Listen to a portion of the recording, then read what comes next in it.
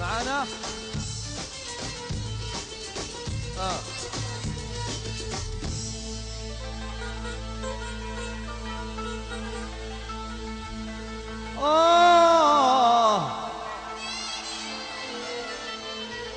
والله يا حروف الوطن زي العقد في الصدر محلاه.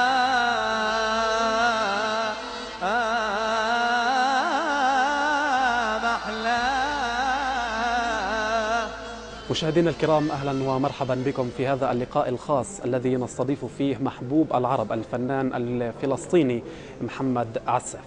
محمد، أهلا وسهلا بك معنا في هذه الحلقة الخاصة. أهلا وسهلا فيك محمد، يعني الجميع بيعرف اهتماماتك الرياضية، وكان لك أيضا تجارب محلية على المستوى المحلي عندما رافقت اللواء جبريل رجوب وأيضا رئيس الاتحاد الدولي جوزيف بلاتر في افتتاح مقر اتحاد كرة القدم في بلدة الرام في شهر تموز الماضي، وأيضا حضرت حفل استقبال فريق برشلونة في شهر 8. شو كان انطباعك عن هدول الحدثين المهمين؟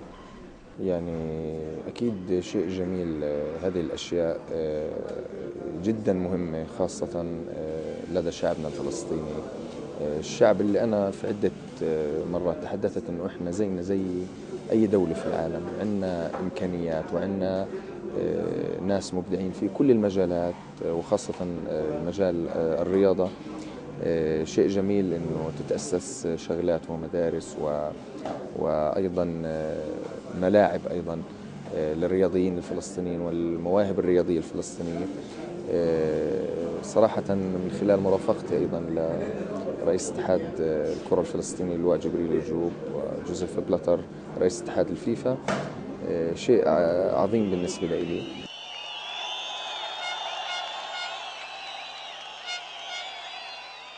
يعني معروف انه من الاهداف اللي محمد عساف حاططها في باله هو انه يوصل رساله الشعب الفلسطيني على اكمل وجه. الان محمد عساف راح يكون حاضر في كونغرس الفيفا على اثر مونديال البرازيل 2014.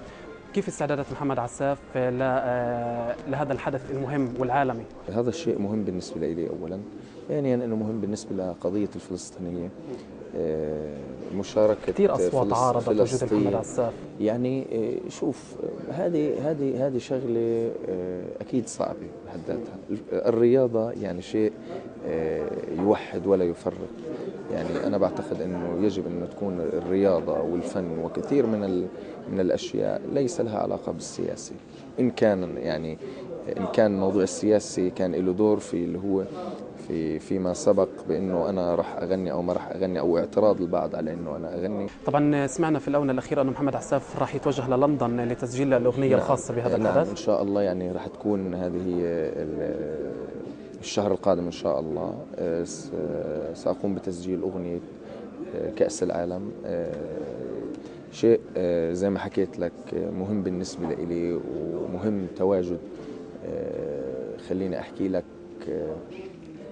شخص عربي أو فنان عربي في افتتاحية كأس العالم. شيء مهم جدا ومهم أيضا للقضية الفلسطينية. اللواء جبريل رجوب قاد ثورة رياضية حقيقية في فلسطين. صار عندنا بطولات منتظمة، صار كل العالم يسمع بالثورة الرياضية اللي بتشهدها الأراضي الفلسطينية. محمد عساف كيف بيشوف هاي الثورة الرياضية؟ يعني صدقا شيء جميل وشيء عظيم يعني ما قام به رئيس الاتحاد الفلسطيني لكرة القدم اللواء جبريل رجوب. يعني في الآونة الأخيرة الكل، يعني لا أحد يستطيع أن ينكر هذه الثورة اللي أنت بتتحدث عنها في المجال الرياضة المحلية خاصة. وشيء مهم أيضا لدينا في ظل حتى الظروف السياسية الصعبة اللي بعيشها شعبنا الفلسطيني، وخاصة ظروف الاستيطان والتهويد وهذه الأشياء. صراحة أنه جميل أنه جانب الرياضة في تقدم. علي الكوفية علي ولولح فيها، غني عتابة وميجانة وتامر فيها، هز الكتف بحنية جفر عتابة ودحية، هز الكتف بحنية جفر عتابة ودحية، خلي البارود يهلل ويحليها، خلي البارود يهلل ويحليها. الآن المنتخب الوطني مقبل على مهمة وطنية كبيرة وتحدي كبير أيضا من خلال مشاركته في بطولة كأس التحدي، وهي أيضا البطولة المؤهلة إلى نهائيات كأس آسيا، وهي البطولة الأهم على مستوى قارة آسيا. شو الكلمة اللي بوجهها محمد عساف للاعبي المنتخب الوطني وأيضا لجمهور المنتخب الوطني؟ يعني إحنا أولا نعتز بمنتخبنا الوطني كثيرا، منتخب الفدائيين. يعني أنا صدقا شخصيا وكل أبناء شعبنا أكيد معي بنتمنى إن شاء الله أنه يحصل على بطاقة التأهل لكأس الاتحاد الآسيوي. يعني أنا بعرف أنه عندنا الآن في 8 منتخبات عربية إن شاء الله بنكون التاسع، وإن شاء الله بنكون إحنا التاسع إن شاء الله. يعني بيقولوا لي إنه مجموعتنا سهلة، يعني إن شاء الله ربنا بسهل وبنحصل على هذه البطاقة، لأنه هي حتكون كمان أول مرة في تاريخ المنتخب الفلسطيني، فهي حتى بحد ذاتها شيء مهم. إحنا صدقا من كل قلوبنا نتمنى التوفيق لمنتخبنا الوطني الفلسطيني، وإن شاء الله برفع راسنا كلمة للجمهور الفلسطيني إنه إحنا نشجع ونؤازر جميعنا منتخبنا الفلسطيني، لأنه هذا الشيء راح يكون بالنسبة لنا شيء وطني لوطننا وانتصار لوطننا. إمتى راح نشوف محمد عساف بغني للمنتخب الوطني؟ يعني هذا سؤال جيد على فكرة، كثير حلو.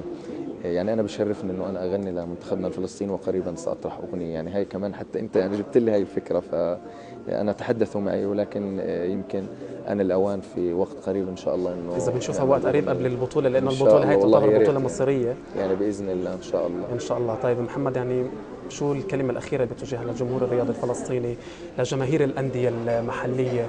يعني اكيد يعني انا كنت يعني بجوز تكون رساله تبعدهم عن التعصب. طبعا يعني هذا شيء مهم. يعني انا كنت متابع جيد للرياضه المحليه، وكنت بشجع في الدوري المحلي نادي الشباب خان يونس. طبعا خليني احكي لك انه التعصب طبعا شيء يعني سلبي وسيء، خلينا نحكي بكل صراحه. بالعكس احنا مع الروح الرياضية الحلوة، حتى في كلنا بنشجع، اللي بشجع الفريق هذا واللي بشجع الفريق هذا. يعني كل أملنا إنه إن شاء الله خلينا نحكي إنه الرياضة شيء ويوحد ولا يفرق. هي عبارة عن متعة وشيء جميل كلنا بنتابعه وكلنا بنجمع عليه في العالم وليس عندنا فقط. أتمنى أنه تكون روحنا رياضية، وهذه إن شاء الله يا رب تكون روح رياضية. طيب محمد عساف، شكرا جزيلا لك على هذا اللقاء الخاص. مشاهدينا الكرام، لهنا نكون قد وصلنا إلى نهاية هذا اللقاء الخاص الذي جمعنا بمحبوب العرب الفنان الفلسطيني محمد عساف. احنا زرعنا البيارة تين وزيتون، وبدار القمح علينا وبيدرنا يمون. رهن الإشارة يا وطن احنا حنكون، رهن الإشارة يا وطن احنا حنكون. يوم العرك دروب النصر نضويها، يوم العرك دروب النصر نضويها. وغني عتابة لعل الكوفي علي ولولح فيها، غني عتابة وميجانة وسامر فيها. السلك كتف بحنية دفر عتابة ودحية، السلك كتف بحنية دفر عتابة ودحية. خلي البارود يهلل ويحليها، خلي البارود يهلل ويحليها.